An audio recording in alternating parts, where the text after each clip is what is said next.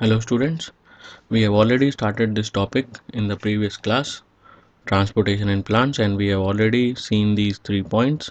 So let us recap. Why plants need a proper transport system, that we have already studied.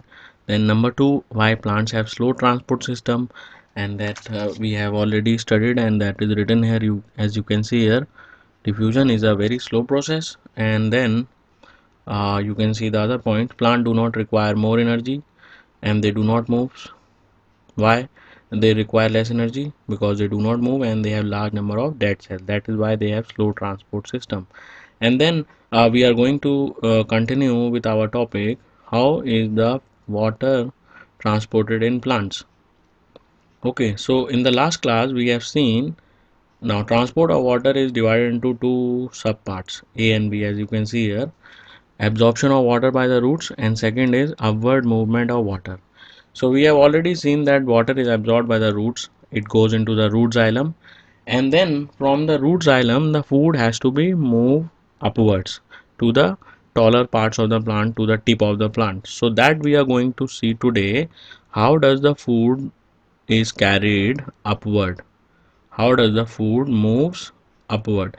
And then we also have seen what is the role of root pressure and how root pressure is created and what is root pressure. So you may have doubt about root pressure. Now root pressure is a pressure created in the root xylem because of absorption of the water. So the water is absorbed by the roots, and already water is present in the roots. Roots are never empty of the water. So roots already contain lot of water. So already water is present, and when the new water comes into the root, it pushes the older water, and this pushing of the older water then creates root pressure, and this pressure is sufficient to transport the water in up to a certain height, and it is responsible for transport of water upwards in smaller plants. But this root pressure cannot supply, this is not a very great pressure. It cannot supply the water in the taller plants. So let us see how is the water transported in the taller plants. So today we are going to continue with our topic, and we'll be seeing the B part of this, that is upward movement of water. Okay, upward movement of water. Now what is this upward movement of water and how does it takes place? Now before that, let us see how this water is moving, how the water is moving upwards. So from the root hairs, the water moves upward, and it reaches root xylem. Okay, as you can see here, and then it goes into the, it transported upward to the stem, so it reaches stem xylem, and then stem enters the, means the branch is coming out from the stem, so it reaches branch xylem. Then on the branches we have the leaves, so it goes into the leaf xylem. So you can see xylem forms a network of pipe like structure which is interconnected, it is not broken. Okay, so you can see root hairs absorb the water and they supply it to the root xylem.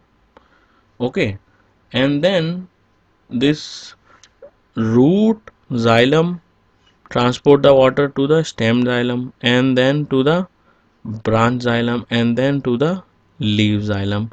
And we know that the leaves have got chloroplast, where the water is used for doing photosynthesis.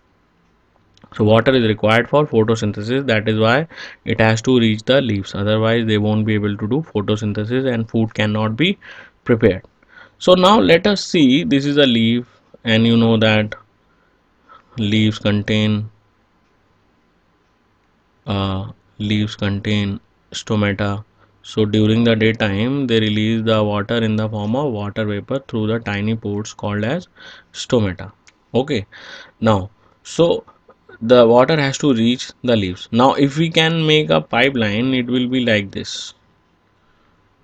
Okay, like in our home, we have got pipelines to supply water. So we can compare xylem as a pipeline which transport the water from the root xylem to the upper part, that is the leaf xylem. Okay, now let us try to understand this theory. This is a very simple theory, and you have already studied about a term called as transpiration. So what is transpiration? Transpiration is the process by which plants lose the water in the form of water vapor. Plants lose the water in the form of water vapor from the aerial parts of the plants. From the aerial parts. What are aerial parts? Aerial parts are those parts which are present in the air. So we can see the leaf is the aerial part. So plants lose the water in the form of water vapor from the aerial parts of the plant. This process is called as transpiration. Okay.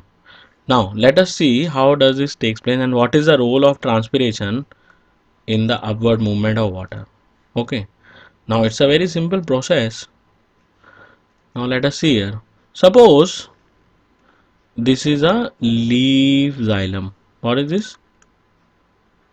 Xylem of the leaf. Okay. And inside this leaf xylem, I am making this water molecules with the red color. This you can see. These are water molecules. These are tightly packed water molecules are present end to end. You can see this is a leaf xylem. Okay. And then sunlight falls on the surface of the leaves. So what will happen when the sunlight will fall on the surface of the leaf? The upper layer of the water will absorb the heat energy and it will try to evaporate. It will try to leave this surface and it will try change in water vapor and try to move away from air.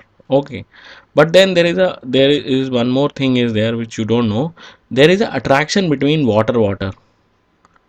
So there is attraction between water and water molecules, and there is attraction between water molecules and xylem. So you can see there are attraction between water and water and xylem. Okay, so you can see water attraction is less than water xylem attraction. Now what does this mean? It means that water is strongly attracted to the xylem, means it will not leave xylem easily, but water can leave the water molecule easily. Now you can see there are three water molecules here, 1, 2 and 3. So you can see 3 is having xylem, it is connected with the xylem. 1 is also connected with the xylem, but 2 is not connected with the xylem directly. It is connected with, on both the side it is connected with the water molecules. So if evaporation has to take place, which molecule will evaporate first? The middle one. The middle one will evaporate first because it is not strongly attracted by the water molecules, but 1 and 3 are strongly attracted by the xylem. So the xylem will not leave the water molecule 1 and 3, so they will remain there, but the molecule number 2 will easily evaporate and it will vanish in the air. So when this water molecule will be evaporating, then what will happen? There will be a vacancy created here. As you can see here, there will be a vacancy of the water molecule created here. This is 1 and 3. So there is a vacancy for water molecule created here. Vacancy, vacant position. Okay, now what will happen? These 1 and 3 they will pull this molecule as I am writing here 4, this molecule up. Okay, so this 4 will come here. Okay, and the vacancy will be created here. So what 1 and 3 has done actually, 1 and 3 has pulled the water up. So they have pulled the water upwards because of the transpiration. So we can see, because of transpiration the water is pulled upwards. If the transpiration would not have taken place, the vacancy would not have been created and the water could not be pulled upwards. So because of the transpiration, the vacancy is created and the water is pulled upwards. So the pull the water molecule upwards. So as 4 will move upward, there will be vacancy at the position of 4. So the lower molecule will move up, and then this is called as suction pull. We can call it as a transpiration pull also, because this is pulled by transpiration. So we can call it as transpiration pull or suction pull. So suction pull will start from where? From the leaf. Okay, so it will start from the leaf and then it will move downwards. As you can see here in this diagram which I have made here, the suction pull will start from the leaf and it will move to the branch, xylem. Okay, so I will make it like this. So suction pull will start from the leaf xylem, then it will reach the branch xylem, then it will reach the stem xylem, it will reach the root xylem. So you can see suction pull has started from the leaf, but it will move downwards and eventually will reach the root xylem, and already in the root xylem we see root pressure is there, which is pushing the water upwards. So you see, because of the transpiration the water is pulled upwards. So from this you can easily understand that transpiration can only take place in the daytime. So the upward movement of water in most of the plants which are tall, this process takes place in the daytime. Okay, so this process takes place in the daytime, because daytime only they can lose the water and then change the water into water vapor. In the night time they cannot change the water into the water vapor because the temperature is not that much high. I hope this is clear. Now let us talk about the functions of transpiration. So I have already told you what is transpiration. It is the loss of water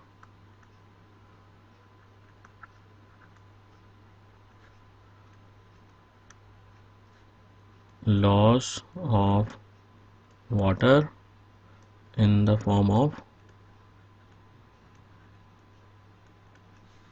water vapor from the aerial parts of the plant. From the aerial parts of the plants. So transpiration is the loss of water. And what is the function of transpiration? Number one, it creates suction pull. Suction pull is created. Okay, it is similar to why I am calling it as suction pull, because you might have uh, you might have taken the cold drink through the straw. So how do we take the cold drink through the straw? We suck it, and when we suck it the cold drink comes into the straw. As long as we keep on sucking it, the cold drink will be coming in the straw and in our mouth, and when we stop sucking, the cold drink will go down through the straw and it will go into the bottle. So the suction pull is created. The similar thing is here, that because of transpiration suction pull is created. So transpiration helps in creating suction pull, which pulls the water pulls the water upwards. Okay, number 2, transpiration also cools the plant. Now we under a sunny in a sunny day, we can easily understand the value of this. You stand under a huge big tree and you will be relieved from the hot weather because of the transpiration. So transpiration have a cooling effect on the environment. The same effect is responsible for making the water cool in a pot, matka, earthen pot. Okay, so these are mainly 2 points, and transpiration also helps in uh, removing excess water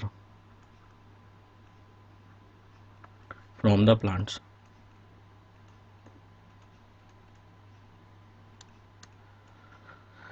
So this is about the uh, transpiration and how the water moves upwards. So now, as you can see in your NCRT on page number 109, if you see here that provided that plants have an adequate supply of water, the water which is lost through the stomata is replaced by the water from xylem vessels.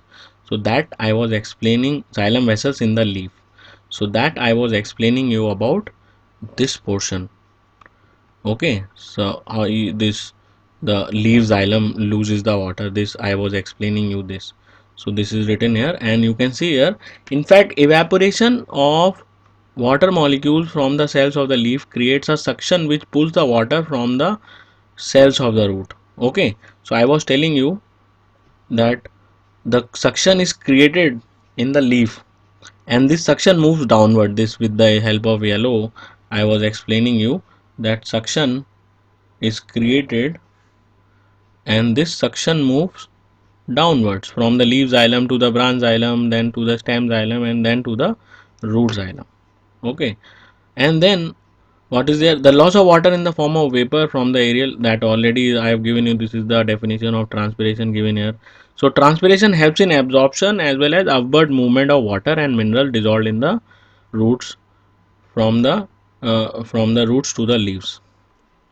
It also helps in temperature regulation. I already given you it gives the cooling effect. Okay, now about the root pressure is given here. Now they should have given it upwards, but they have given here the effect of root pressure is more important at night, because I have told you transpiration takes place only in the daytime, because the water can be changed into the vapor only during the daytime, but not during the night time, because the temperature is not that much high. So during the day when the stomata are open, the transpiration pull becomes the major driving force that I have already underlined here. So you can underline in your NCRT, and I hope this topic is clear to you all, and I hope that you all are studying properly and making the notes.